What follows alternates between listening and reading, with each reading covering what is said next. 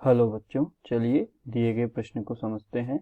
समीकरण के युग्म को विलोपन विधि तथा प्रतिस्थापन विधि से हल कीजिए। कौन सी विधि अधिक उपयुक्त है यह हमें बताना है।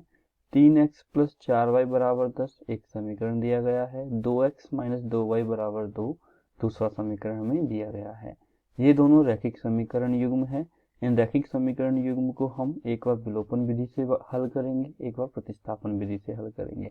तो सबसे पहले इन्हें हल करने के लिए हम मुख्य अवधारणा की बात करते हैं। तो मुख्य अवधारणा क्या होती है? मुख्य अवधारणा में हम बात करेंगे कि विलोपन विधि क्या होती है और प्रतिस्थापन विधि क्या होती है।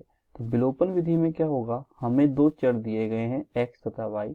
तो किसी भी एक चर x या y के गुणांक को समान करके हम एक अक्षर को विलुप्त कर देंगे, जोड़ करके या घटा करके, और उसको हल करेंगे। प्रतिस्थापन विधि में एक चर का मान दूसरे चर के रूप में लिखते हैं। तो विलोपन विधि क्या होती है, किसी भी एक चर के गुणांक को समान करके हल करना, के गुणांक को समान करके हल करना। प्रतिस्थापन विधि होती है एक चर का मान दूसरे चर के रूप में रख के हल करना। प्रतिस्थापन विधि किसी एक चर का मान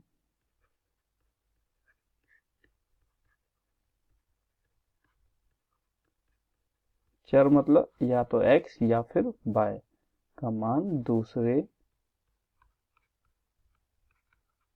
चर के रूप में लिखकर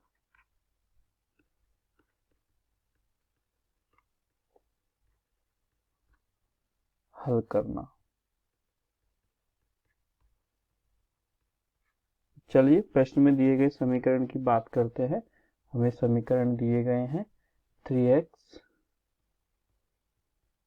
प्लस 4y बराबर 10। दूसरा समीकरण दिया गया है 2x माइनस 2y बराबर 2। ये हमारा समीकरण 1 है, ये हमारा समीकरण 2 है। सबसे पहले हम बात करते हैं विलोपन विधि की।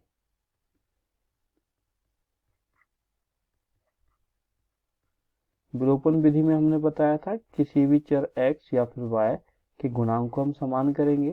तो देखेंगे यहाँ पर हम y के गुणांक को समान करते हैं। तो y के गुणांक को हम समान करेंगे। तो समीकरण 1 में y का गुणांक है 4, समीकरण 1 में y का गुणांक है 4 और समीकरण 2 में y का गुणांक है 2। तो क्या करेंगे, हम एक दूसरे के गुणांक को समान करने के लिए हम समीकरण 2 को यदि 2 से गुणा कर दें तो समीकरण 2 में y का गुणांक क्या हो जाएगा, 4 हो जाएगा। तो चलिए क्या करते हैं, समीकरण 2 को 2 से गुणा कर देते हैं। तो समीकरण 2 को 2 से गुणा करने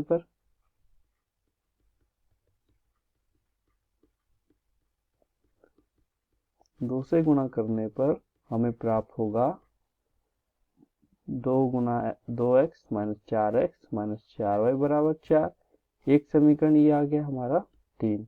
अब क्या करेंगे, देखेंगे प्लस का 4y माइनस का 4y, अर्थात यदि हम समीकरण 2, समीकरण 1 व समीकरण 3 को जोड़ने पर, याद रखिएगा जब भी हमें विपरीत चिन्ह प्राप्त हो या तो जिनके गुणांकों को हमने समान किया है, अर्थात यदि y के गुणांक को समान किया है या x के गुणांक को हमने समान किया है, यदि हमें समान चिन्ह प्राप्त हो तो हमेशा हम घटाएंगे, और विपरीत चिन्ह प्राप्त हो माइनस प्लस या प्लस माइनस, यहाँ भी प्लस प्लस या माइनस माइनस, तो हमेशा हम जोड़ेंगे। तो देखेंगे यहाँ पर कि यहाँ पर है प्लस का x, यहाँ पर है माइनस का।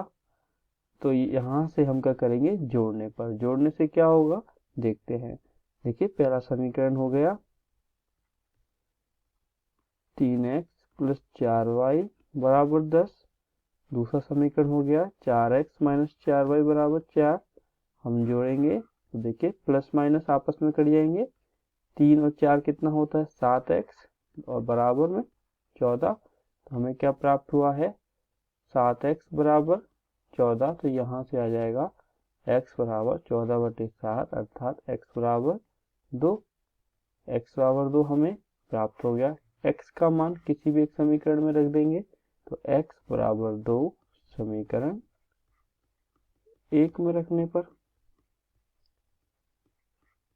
समीकरण 1 में जब हम x बराबर 2 रखेंगे तो हमारा समीकरण 1 क्या है, 3x प्लस 4y बराबर 10। तो चलिए लग देते हैं, 3x प्लस 4y बराबर 10 है। x बराबर 2 रखेंगे तो 2 रख दिया, प्लस 4y बराबर 10, 3 गुना 2 करने पे 6 प्लस 4y बराबर 10। तो 4y बराबर 10 माइनस 6 अर्थात 4। तो 4y बराबर क्या आ जाएगा, 4। तो y बराबर 4/4 अर्थात y बराबर क्या आ गया, 1। तो यहाँ से हमने देखा विलोपन विधि से x और y का मान क्या आया है, x बराबर आया 2, y बराबर आया है 1। यही हमें ज्ञात करना था, तो हमने ज्ञात किया। अब चलिए इसी प्रश्न को हम, इन्हीं समीकरणों को हम प्रतिस्थापन विधि से ज्ञात करते हैं। ये हमने ज्ञात किया है विलोपन विधि से। चलिए प्रतिस्थापन विधि देखते हैं। प्रतिस्थापन विधि में किसी एक चर का मान दूसरे चर के रूप में लिखेंगे। तो प्रतिस्थापन विधि से हमें समीकरण क्या क्या दिए गए हैं, समीकरण दिए गए हैं 3x प्लस 4y बराबर 10, 3x प्लस 4y बराबर 10 समीकरण 1। दूसरा समीकरण दिया गया है 2x माइनस 2y बराबर 2, 2x माइनस 2y बराबर 2 समीकरण 2। समीकरण 2 को आगे हल करते हैं तो समीकरण 2 से 2x बराबर क्या लिख देंगे, 2y प्लस 2, y पक्ष को दूसरी तरफ पक्षांतरण कर दिया।